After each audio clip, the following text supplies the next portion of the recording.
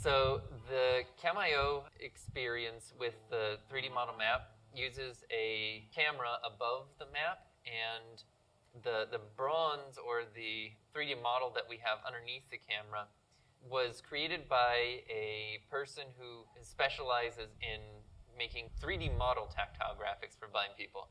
So it's a miniature of the playground, but we've strengthened a few areas and made a few pieces much larger than they would really be in real life, but they're recognizable so that when you actually touch the object, you say, that's a swing, that's some kind of spinner, that's a ramp.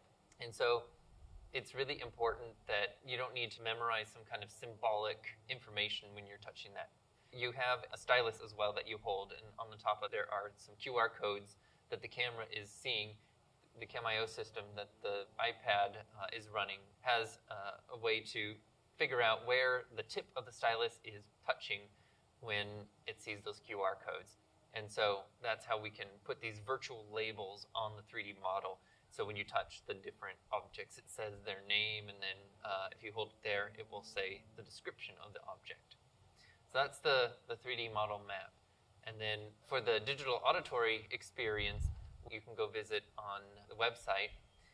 You are a character and use your arrow keys to move this character around the environment. And we're using 3D audio sounds, so there are different sounds of those objects, and you hit play by pressing P, and you can hear all the objects around you and walk towards them. And you can spin around and like you could in real life and actually walk around the ramps and the bridges, and you can hear the objects sound as you walk over them, and you can hear them as you walk towards them.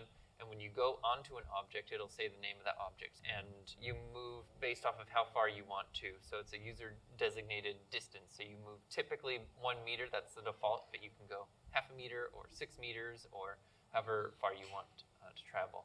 And you can learn the information that you would when touching the map by using this digital experience as well.